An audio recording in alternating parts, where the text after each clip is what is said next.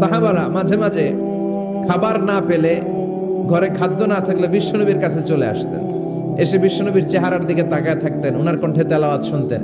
বিশ্বনবীর তেলাওয়াত শুনলে, চেহারার দিকে তাকায় থাকলে ক্ষুধার কথা তারা ভুলে যেতেন। অনেকে বলে সাইয়েদনা দাউদ আলাইহিস সালামের কণ্ঠ ছিল অনেক চমৎকার, এটা ঠিক, কিন্তু বিশ্বনবীর চাইতে বেশি সুন্দর না। আকাবা উপসাগরের তীরে বসে সাইয়েদনা দাউদ যখন তেলাওয়াত করতেন, সাগরের মাছগুলো সাগর ছেড়ে ডাঙ্গায় চলে আসতো, বনের পশু বন ছেড়ে বাইরে আসতো, আকাশের পাখি আকাশ ছেড়ে দিয়ে নিচে নেমে আসতো। কিন্তু বিশ্বনবীর কণ্ঠটা এর চেয়েও বেশি সুন্দর ছিল। সুবহানাল্লাহ পড়ে। সাউথ সাইনা, দক্ষিণ সিনাইয়ে এই তুর পাহাড়ের অবস্থান। মিশরে দুইটা জেলা আছে, উত্তর সিনাই, দক্ষিণ সিনাই। এই দক্ষিণ সিনাইতে 2285 মিটার উঁচু এই পাহাড়। সাইয়েদনা মুসা আলাইহিস সালাম এই পাহাড়ে উঠে কথা বলতেন কার সাথে? তাওরাতের মতো কিতাবকে আল্লাহ তাআলা কাঠের তক্তার মধ্যে লিখে এই পাহাড়ের উপর নাজিল করেছে। কাঠের তক্তা চিনেন? কাঠ দিয়ে মোটা মোটা তক্তা বানায় না? আল্লাহ নিজ হাতে তাওরাত লিখে এই কাঠের তক্তাগুলো সাইয়েদনা মুসা আলাইহিস সালামকে দিলেন, বললেন যাও, এটার মধ্যে হেদায়েত আছে, নূর আছে, বুরহান আছে, নিয়ে যাও, বনি ইসরাইলের কাছে দাওয়াতের বাণী পৌঁছে দাও, তুমি বার্তাবাহ, যাও। সাইয়েদনা মুসা আলাইহিস সালাম দেখলেন ছোট্ট ছোট্ট কিছু কাঠের ফলকার তক্তা, ভাবলেন কাঁধের মধ্যে তুলে নিয়ে যাই, এর চেয়েও কত ভারী ভারী জিনিস আমি মুসা কাঁধের মধ্যে তুলে বেড়াই। কিন্তু সাইয়েদনা মুসা আলাইহিস সালাম তক্তার মধ্যে হাত দিয়ে দেখে কাঁধে উঠাবে তো দূরের কথা, নাড়াতেই পারে না। সুবহানাল্লাহ পড়ে। কাঁধে উঠাবে তো দূরের কথা, কি করতে পারে না? নাড়াতেই পারে না। মুসা আলাইহিস সালাম ভাবলেন এদিক দিয়ে মনে হয় শক্ত, ওদিকে মনে হয় নরম, ওদিক দিয়ে ধরি, ওদিকে টান দেয়, ওদিকেও নড়ে না, মাঝখানে ধরে টান দেয়, নড়ে না। ঘটনা কি? এর চেয়ে কত বড় তক্তা কাঁধে লয়ে ঘুরি, আর এগুলো নড়ে না কেন? আল্লাহ জিব্রাইলরে বলেন না একটু হেল্প করতে? আল্লাহ বললেন যাও, তোমারে হেল্প করতে কইছে। মুসা আলাইহিস সালাম বললেন ভাই জিব্রাইল, তুমি এদিক দিয়ে ধরো, আমি ওদিক দিয়ে ধরি। আমরা এরকম ধরে বলি না মারো টান হেইয়ো, এই দুইজনে হেইয়ো হেইয়ো শুরু করছে, কিন্তু তক্তা নড়ে না। মুসা আলাইহিস সালাম বললেন চলো পজিশন চেঞ্জ করি, তুমি এদিকে আমি ওদিকে, মারো টান আরো জোরে, কিন্তু তক্তা নড়ে না। মুসা আলাইহিস সালাম বললেন আল্লাহ জিব্রাইলের যে সঙ্গী ফেরেশতা 11 বলো না একটু হেল্প করতে। আল্লাহ বলে যাও, হেল্প করে আসো। এবার সবাই মিলে মারো টান আরো জোরে, গায়ে যত জোর আছে। মুসা আলাইহিস সালাম তক্তা ধরে টান দিলেন, টানের চোটে প্রত্যেকটা লোমকূপ দিয়ে ঘাম বেরোতে শুরু করেছে। এক একটা টানে কোমরের রক ছিঁড়ে যাওয়ার অবস্থা, কিন্তু তক্তা নড়ে।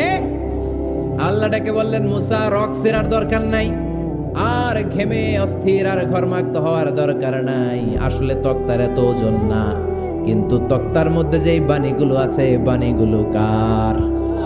এটা আমার বাণী রে মুসা, এগুলো আমার কথা, এগুলো আমার দেওয়া কিতাব, এগুলো সাধারণ দুনিয়ার বাণী নয়, সাধারণ কথা নয়।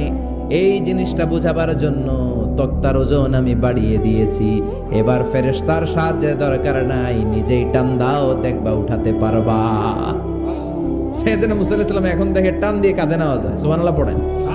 এই যে তুর পাহাড় তিনি মুসা আলাইহিস সালামকে দিয়েছিলেন, যেই পাহাড়ের উপরে, পাহাড়টার নাম তুর পাহাড়। বিশ্বনবী মেরাজে যখন গিয়েছিলেন, সাইয়েদনা জিব্রাইল এই তুর পাহাড়ে বিশ্বনবীকে নামিয়ে বললেন অন্ধকার, ইয়া রাসূলুল্লাহ উদউল্লাহ, আল্লাহর কাছে দোয়া করেন। বিশ্বনবী বললেন জিব্রাইল দোয়া করলাম, কিন্তু কোন জায়গায় কোন পাহাড়ের উপরে আমারে নামালা? আমি তো এলাকা চিনি না, পাহাড় চিনি না, কোন পাহাড় এটা? সাইয়েদনা জিব্রাইল বললেন নবী হাদিহি জাবাল মুসা তুরে সাইনা, এটা আপনার ভাই মুসার পাহাড়, তুর পাহাড়। সুবহানাল্লাহ। এটার চূড়ায় বিশ্বনবী দোয়া করেছেন। এবং ইয়াজুজ মাজুজের আক্রমণ থেকে বাঁচার জন্য ঈসা আলাইহিস সালাম কিয়ামতের আগে সব মুমিন বান্দাদেরকে নিয়ে তুর পাহাড়ের উপরে উঠবে। সুবহানাল্লাহ পড়েন। আমি নিজেই তুর পাহাড়ের উপরে উঠছি 2 বার জীবনে। আমি মিশরে ছিলাম তো, ওখানে আমি শিক্ষা সফরে 2 বার আমরা প্রায় তুরে সাইনাতে সফর করতাম। ঠান্ডা একটা এলাকা, মিশরে পুরো মিশরে গরম, ওদিকে ঠান্ডা। 3 ধর্মের লোকদের জন্য এটা একটা তীর্থস্থান, সবাই যায়, ইহুদিরা যায়, খ্রিস্টানরা যায়, আমরাও যেতাম। মাঝরাতে তুর পাহাড়ে উঠতে হয়, ফজরের সময় পৌঁছতে হয়, আবার 7টা-8টার দিকে ব্যাক করতে হয়। 10টা-11টার পরে সূর্যের তাপে পাথরের পাহাড় এত গরম হয়, ওখানে কোনো মানুষ দাঁড়িয়ে থাকতে পারে না। আমরা উঠতেছি কাঁধের মধ্যে ব্যাগ নিয়ে, খ্রিস্টানরা উঠতেছে, ইহুদিরা উঠতেছে। ওটার উপরে খ্রিস্টানদের একটা চার্চ আছে, গির্জা। ইহুদিদের আছে একটা ছোট্ট সিনাগগ। ইহুদিরা যে জায়গায় নামাজ পড়ে ওটারে কি বলে? সিনাগগ। খ্রিস্টানরা যেটাতে নামাজ পড়ে ওটারে বলে চার্চ, গির্জা। আর আমরা যেটাতে নামাজ পড়ি মসজিদ। আমাদেরও একটা মসজিদ আছে ছোট। ফজরের সময় উঠলাম, উঠে তাকিয়ে দেখি সূর্য কিরণে পুরো তুর পাহাড়ের সিলসিলাতুল জিবাল, পাহাড়ি রেঞ্জ ঝিকিমিকি আলোতে সূর্যের কিরণে চমৎকার এক আভা, রক্তিম আভা ধারণ করেছে। সবাই মিলে আল্লাহর কাছে দোয়া করলাম, এই তুর পাহাড়ের কসম কেটেছে কে? রব্বুল আলামিন বলেন, ওয়াত-তিনি ওয়াজ-যাইতুনি ওয়া তুরি সিনিনা ওয়া হাযাল বালাদিল আমিন। তিনের কসম, জাইতুনের কসম, তুর পাহাড়ের কসম, আর এই নিরাপদ শহরের কসম। এই নিরাপদ শহর দ্বারা উদ্দেশ্য হচ্ছে মক্কাতুল মুকাররমা। সাইয়েদনা আদম আলাইহিস সালামকে আল্লাহ বললেন, ওয়ালা তাকরাবা হাযিহিশ শাজারাতা ফাতাকুনা মিনাজ যালিমিন। ও আদম, তুমি আর হাওয়া মিলে জান্নাতে ঘুরো, জান্নাতে খাওয়া দাওয়া করো, যা মনে চায় করো, কিন্তু একটা নিষিদ্ধ গাছ আছে, ওই গাছের কাছে যাওয়া যাবে না। কার কথা? সব খাও, সব করো, কিন্তু নিষিদ্ধ গাছের কাছে যাওয়া যাবে না। আদম আলাইহিস সালাম শয়তানের ওয়াসওয়াসায় পড়ে ওই গাছের ফলই খেয়ে ফেললেন। ওয়ালাকাদ আহিদনা ইলা আদম মিন ক্বাবলু ফানাসিয়া ওয়া লাম নাজিদ লাহু আজমা। আমি আদমকে স্পেশাল একটা অর্ডার করেছি, ওই অর্ডার আদম রক্ষা করতে পারে নাই। পারবে কেমন? আদম তো ভুলে গেছে। আদম আলাইহিস সালাম কি করছে? ভুলে গেছে। ভুল করে তিনি খেয়ে ফেললেন। শয়তানের ওয়াসওয়াসায় পড়ে শুধু আদমই খান নাই, হাওয়াও খেলেন আলাইহিমাস সালাম। খাওয়ার সাথে সাথে ওনাদের জান্নাতের পোশাকগুলো খুলতে আরম্ভ করলো, নেকেড হতে শুরু করলেন। আদম আর হাওয়া দুইজনই কি হতে শুরু করলেন? উলঙ্গ হতে শুরু করলেন। গায়ের মধ্যে আর জামা নাই। সম্মানিত ভাইয়েরা, এখানে শিক্ষণীয় যে বিষয়টা সেটা হচ্ছে শয়তানের কাজ, শয়তানের মিশন জান্নাতেও যেটা ছিল দুনিয়াতেও এটা। শয়তানের মিশন হচ্ছে আদম জাত, বনি আদমের দেহ থেকে কেমন করে কাপড় খোলা যায়, নারীদেরকে কেমন করে উলঙ্গ করা যায়। জান্নাতে যেমনি আদম আর হাওয়া আলাইহিস সালামের কাপড় শয়তান খুলেছে, দুনিয়াতেও শয়তান আমাদেরকে অশ্লীল বানাতে চায়। চিল্লায় বলেন ঠিক কিনা? এজন্য আমার মায়েরা, আমার বোনেরা, যাদের কানে আমার মাইকের আওয়াজ যায়, খবরদার, শয়তানের এই ওয়াসওয়াসায় ফাঁদে পা দেয়া যাবে না। শয়তান চেয়েছে জান্নাতে কেমন করে মা হাওয়ার কাপড় খুলে ফেলা যায়, দুনিয়াতেও শয়তান চায় কেমন করে আপনাদেরকে নেকেড বানানো যায়। ঠিক কিনা? বাংলাদেশে নারীদের কাপড় এখন দেহের মধ্যে বাড়ছে নাকি কমছে? পোশাক আশাক নারীদের খাটো হতে শুরু করেছে। এটা শয়তানের মিশন। এজন্য মায়েরা, বোনেরা, খবরদার, পোশাককে ছোট করবেন না, খাটো করবেন না, হেজাব পরবেন। এই হেজাবকে ফরজ করেছে কে? এই হেজাব আপনার অধিকার, আপনার অধিকার আপনি বুঝে নেন। হেজাব আপনার অহংকার, এই হেজাব হচ্ছে আপনার আভিজাত্যের প্রতীক। চিল্লায় বলেন ঠিক কিনা? শয়তানের মিশন জান্নাতে ছিল যেটা, দুনিয়াতেও এটা। পোশাক কি করে আলাদা করা যায়, কিন্তু দিনকে দিন পোশাক ছোট হতে শুরু করেছে। সাইয়েদনা আদম আলাইহিস সালাম, হাওয়া আলাইহিস সালাম জান্নাতের ভেতরে যখন উলঙ্গ হয়ে গেল, লজ্জাস্থান ঢাকার জন্য জান্নাতের বিভিন্ন গাছের দিকে দৌড়ায়। দৌড়িয়ে দৌড়িয়ে যেই গাছের পাতা দিয়ে তারা সেদিন লজ্জাস্থান ঢেকেছিল, ওই গাছের নাম ছিল তিন গাছ। কি গাছ? ওই তিনের কসম কোরআনে কেটেছে কে? সেজন্য আল্লাহ বললেন, ওয়াত-তিনি ওয়াজ-যাইতুনি ওয়া তুরি সিনিনা ওয়া হাযাল বালাদিল আমিন। সুবহানাল্লাহ পড়েন। তিনের কসম, জাইতুনের কসম। জাইতুন মানে জলপাই। এরপরে রব্বুল আলামিন বলেন, ওয়া তুরি সিনিন।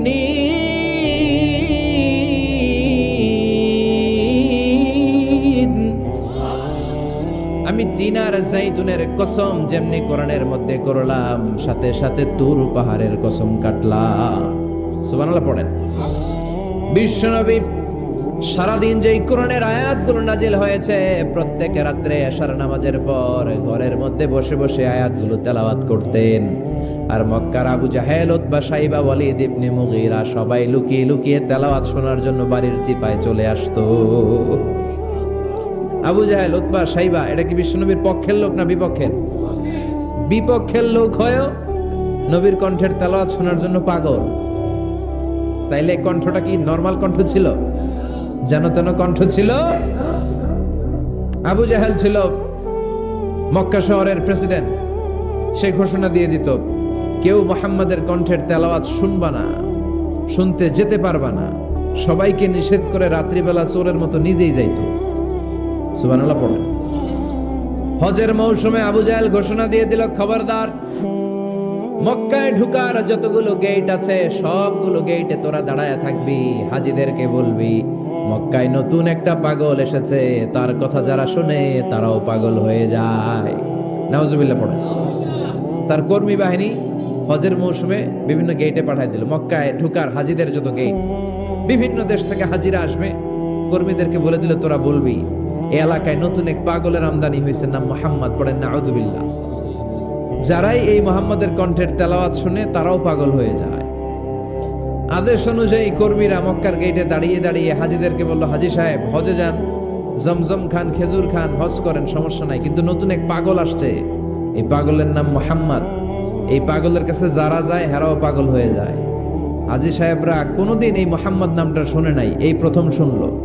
শুই নাই মনে মনে কয়, যেদিকে যাব আর নাই যাব, আগে মুহাম্মাদের কাছে যাব। কারণ মানুষের একটা অভ্যাস হচ্ছে, আল ইনসানু হারিসুন আলা মা মুনিআ, মানুষের যেটা করতে নিষেধ করা হয় বেশি ওইটা মানুষ করে বেশি। মনে মনে হাজিরা বলে, তোমরা নিষেধ করছো তো অবশ্যই যাব, দেখি এই মুহাম্মদটা কে। আবু জাহেল ঘোষণা দিয়েছে কেউ যেতে পারবে না, কিন্তু লুকিয়ে লুকিয়ে নিজেই যায়।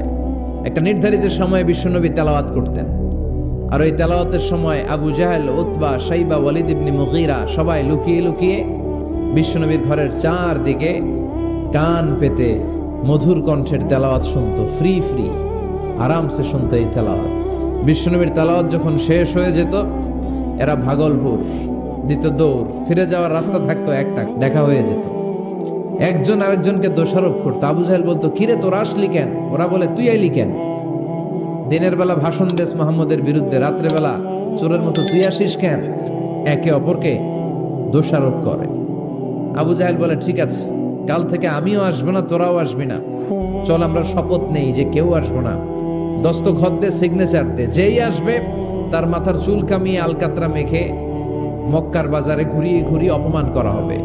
সবাই রাজি। আবু জাহেল বলে, দে, রাজি হইলে সিগনেচার দে। সবাইকে আবু জাহেল, তুই না তা তুই আগে দে। আবু জাহেল 1 নাম্বার, নাম্বার 2 উতবা, নাম্বার 3 শাইবা, সবাই সিগনেচার। কালকে কেউ যাবে না, কেউ যাবে না। দিন গড়িয়ে রাত আসে, বিশ্বনবীর যখন তেলাওয়াত করার টাইম, ওই টাইমে আবু জাহেলের তেলাওয়াত শোনার প্যারা উঠছে। আবু জাহেলেরও প্যারা উঠছে, তেলাওয়াত শোনার প্যারা। টসিং এন্ড টার্নিং, বিছানায় এপাশ ওপাশ করে, আর মনে মনে ভাবে, হায় রে, আর তো সময় নাই, এই তো শুরু হয়ে যাবে একটু পরে মুহাম্মাদের তেলাওয়াত, না গেলে তো বড্ড মিস হয়ে যাবে। যাই যাই, আজকে যেরকম দস্তখত নিছি আর ধমক দিছি, কেউ যাবে না, আমি নিশ্চিত কেউ যাবে না, আমি একটু যাই।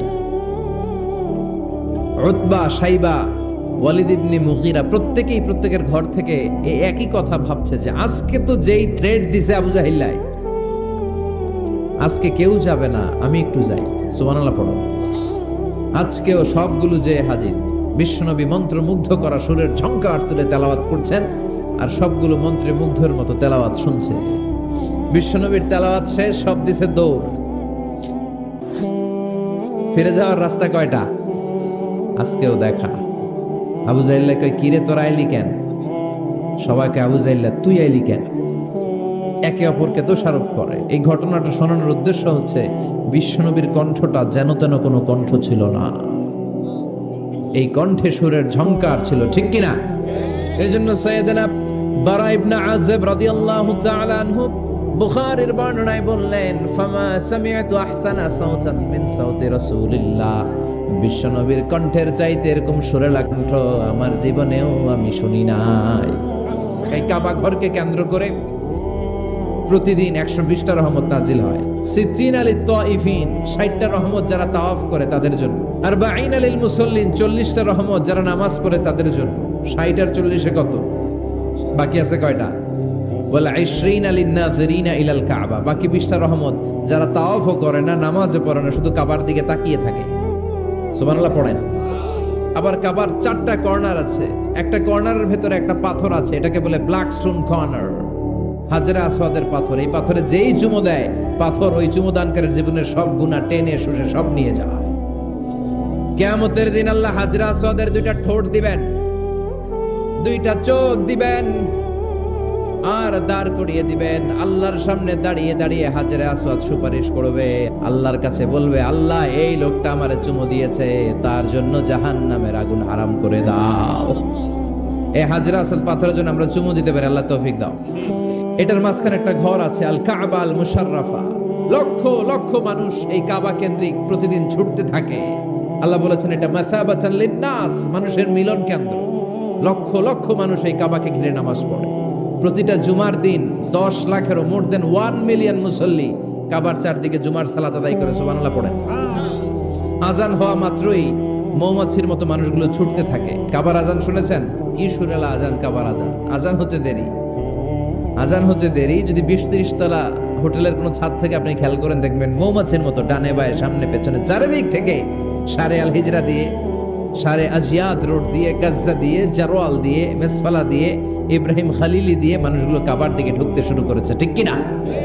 আবার বিশ্বনবী বলতেন, মক্কা তো হাব্বুল বিলাদ ইলাইয়া, মক্কা শহর আমার কাছে সব চাইতে প্রিয় শহর। লাউলা উখরিজতু লামা খারাজতু, মক্কার কুরাইশরা কাফেররা যদি এই শহর থেকে জোর করে আমারে বের করে না দিত, আমি কোনোদিন মক্কা ছেড়ে দূরে যেতাম না। সুবহানাল্লাহ পড়ে। বিশ্বনবীর জন্মস্থান এই শহর, যেখানে বিশ্বনবী জন্মেছেন ওইখানে আছে মাকতাবা, লাইব্রেরি। বিশ্বনবীর জন্মস্থানের ঠিক পাশেই আবু জাহেলের জন্মস্থান। ওইখানে কি আছে জানেন? হাম্মাম আবি জাহাল। বাঙালি হাজিদের বুক ভরা ঘৃণা তার জন্য। বাঙালি হাজিরা বলে, আবু জাহিল্লার টয়লেট কই, যাইয়া সব ভরাই দিয়ে আসো। জেদ্দাতে নেমেই খুঁজতে আরম্ভ করে, আবু জাহিল্লার টয়লেট কই।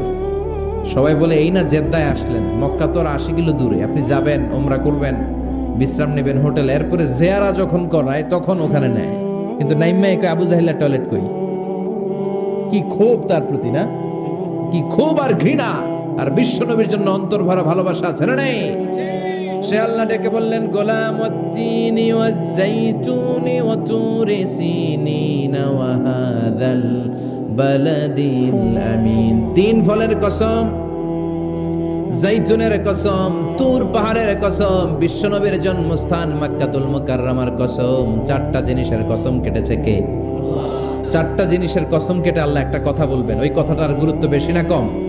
লাকাদ খালাকনাল ইনসানা ফি আহসানি তাকওয়িম। সবাই পড়েন, লাকাদ খালাকনাল ইনসানা ফি আহসানি তাকওয়িম।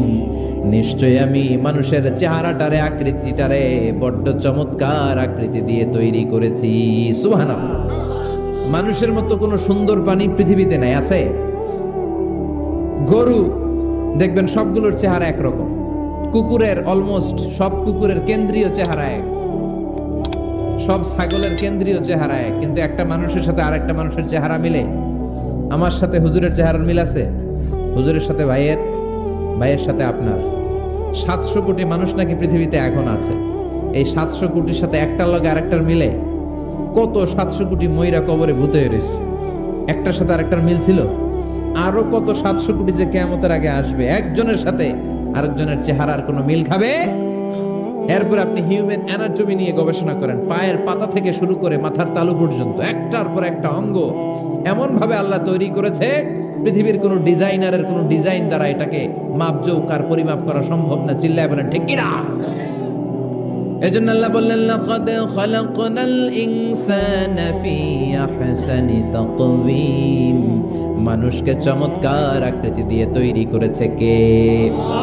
আমাদের যে অঙ্গটা ঠিক যেখানে বসানো দরকার, ঠিক সেই অঙ্গটা আল্লাহ তাআলা ওইখানে বসিয়েছে, ঠিক কিনা? আল্লাহর সৃষ্টির মধ্যে কোনো খুঁত ধরার, ভুল ধরার ক্ষমতা কারো আছে? এক লোক বট গাছের তলায় বসে বিশ্রাম নিচ্ছে, আর বট ফল দেখে অবাক যে এত মোটা বট গাছ, ফলগুলো এত ছোট। বট ফল ছোট হয় না নাকি এত বড়? আর পাশেই ছিল কুমড়া গাছ, লাউ গাছ। আল্লাহরে গালে দিতেছে, আল্লাহর কি রুচি!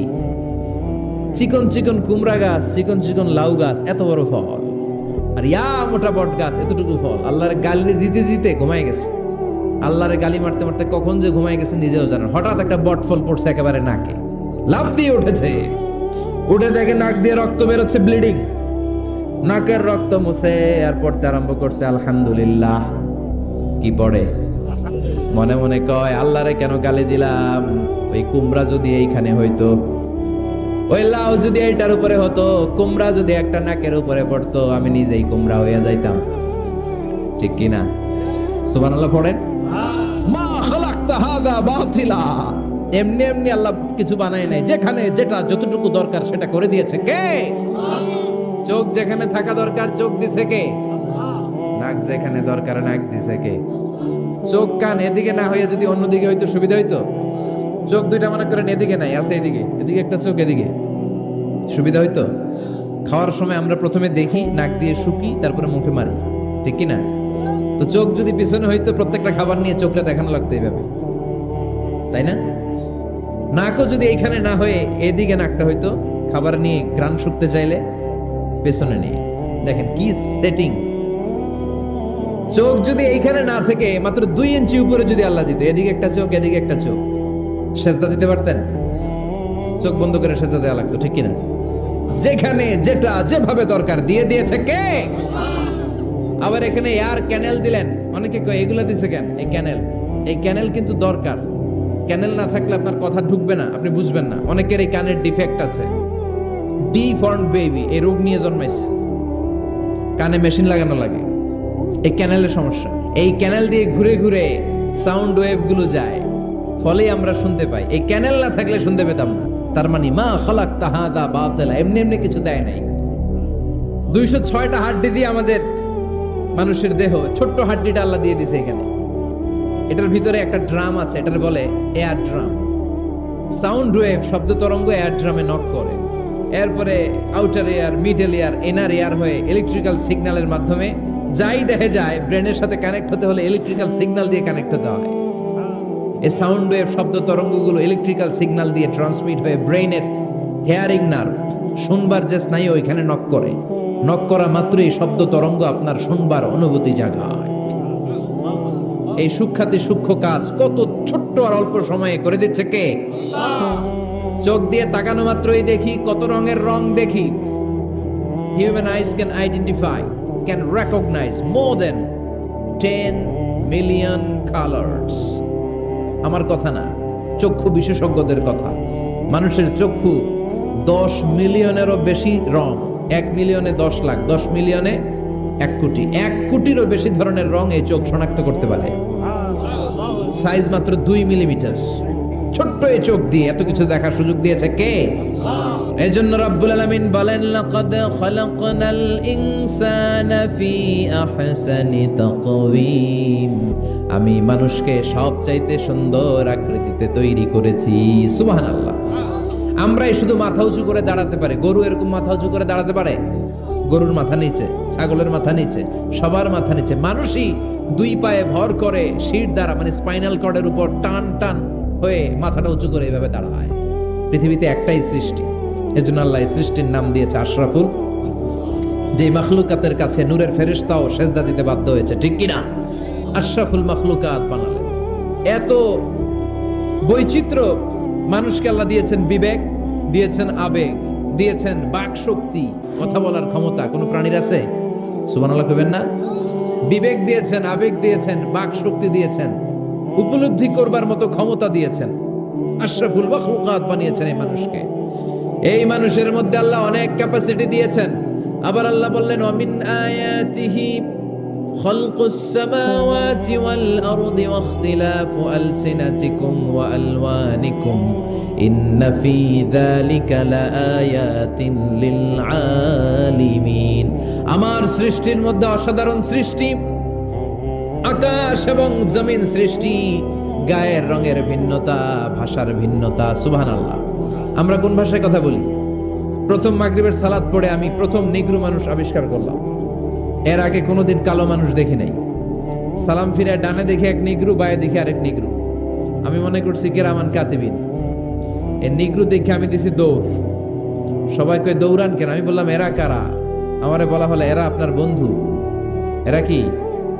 এই কালো লোক নাকি আমার বন্ধু। বললো 5 বছর এই নিগ্রোদের সাথে আপনার থাকতে হবে। 100টারও বেশি দেশের ছাত্র আমরা একসাথে থেকেছি। কারো ভাষা কেউ বোঝে না, কারো গায়ের রঙের সাথে কারো গায়ের রঙের মিল নাই। চিল্লায় বলেন সুবহানাল্লাহ। এজন্য রব্বুল আলামিন বললেন, লাকাদ খালাকনাল ইনসানা ফি আহসানি তাকওয়িম, আমি মানুষকে চমৎকার আকৃতিতে তৈরি করেছি। সুম্মা রাদাদনাহু আসফালা সাফিলিন, তারপর মানুষকে আমি আবার নিম্নমুখী করেছি। মানুষের সৌন্দর্যটা সব সময় থাকে না। এই যে যুবক অবস্থায় আমাদের কি সুন্দর চামড়া, কি সুন্দর দেহ, বয়স যখন 70-80 হবে এরকম থাকবে? কথা বলেন না। এই কালো দাড়িগুলো সাদা হয়ে যাবে, বয়সের ভারে মিজানুর রহমান আজহারি নুজ্জ হয়ে যাবে, লাঠি লাগবে তখন। তখন স্টেজে উঠবে, হায়াতে বাসায় থাকলে লাঠি নিয়ে উঠতে হবে। কথা কন। আমার নানা বাইরে দেখতাম গাড়িতে একটা লাঠি রাখতো, মরহুম পীর সাহেব গোলাম সাদেক সাঈদী, গাড়িতে সব সময় লাঠি। এই লাঠি নিয়ে গাড়ি থেকে বেরোতো, লাঠি দিয়ে সিঁড়ি বেয়ে উঠতো, মাঝে মাঝে আমরা ধরেও উঠাতাম। তো উনি কি এরকম ছিল না? একদিন ইয়াং তাগড়া যুবক, রং ধরা যৌবন, জং ধরে শেষ, থাকে না। আসফালা সাফিলিন এর দুইটা তাফসীর, একটা হচ্ছে ইলা আরযালিল উমর, সব সময় মানুষ যুবক থাকে না, একটা সময় তারে বৃদ্ধ বানিয়ে দেয় কে? আবার আল্লাহ বুঝালেন মানুষ ভালো হলে অনেক ভালো হয়, খারাপ হলে অনেক খারাপ। মানুষ ভালো হলে ফেরেশতার চেয়ে ভালো, মানুষ খারাপ হলে পশুর চেয়েও খারাপ। কথা বলেন ঠিক কিনা? এক পশু আরেক পশুরে মারে না, এক পশু আরেক পশুরে হত্যা করে না, কিন্তু মানুষ মানুষের মারে কি মারে না? A lion never kills a lion, a dog never kills a dog, an elephant never kills an elephant. একটা হাতি একটা হাতিরে মারে না, কুকুর কুকুরে মারে না, কিন্তু মানুষ মানুষকে মারে কিনা? এজন্য আল্লাহ বললেন লাকাদ খালাকনাল ইনসানা ফি আহসানি তাকওয়িম সুম্মা রাদাদনাহু আসফালা সাফিলিন ইল্লাল্লাযীনা আমানু ওয়া আমিলুস সালিহাতি ফালাহুম আজরুন গায়রু মামনুন। দুই শ্রেণীর মানুষের এই বিপদ নাই, যারা ঈমান এনেছে, সৎ কর্ম করেছে। কার কথা? তবে ঈমানটা হতে হবে নির্ভেজাল। ওই ঈমানে শিরকের কোনো ছিটেফোঁটা থাকতে পারবে? তাহলে ওই ঈমান আপনারে মুক্তি দিবে। চিল্লায় বলেন ঠিক কিনা? ওয়া আমিলুস সালিহাত, নেক কাজ করে, সৎ কাজ করে, ফালাহুম আজরুন গায়রু মামনুন, তাদের জন্য এমন প্রতিদান আছে যেটা শেষ হবে না। আমাদের জন্য সবচেয়ে বড় প্রতিদান হচ্ছে জান্নাত। মুমিনের জন্য সবচেয়ে বড় পাওয়া হচ্ছে জান্নাত। চিৎকার করে বলতে হবে সবচেয়ে বড় প্রতিদান কি? তার মানে যারা ঈমান আনবে, নেক কাজ করবে, তাদের হারাবার কিছু নাই। চিল্লায় কোন ঠিক কিনা? এজন্য ঈমানটা হতে হবে পাকা ঈমান। ঈমানদার কখনো পথ হারায় না। ঈমানদার ভরসা রাখে কার উপর? আপনি যদি ঈমানের পক্ষে থাকেন, কোরআনের পক্ষে থাকেন, ইসলামের পক্ষে থাকেন, আপনার উপর আযাব আসবে, গজব আসবে, বিপদ আসবে, নবীদের উপর যেমনি এসেছে। ঠিক কিনা?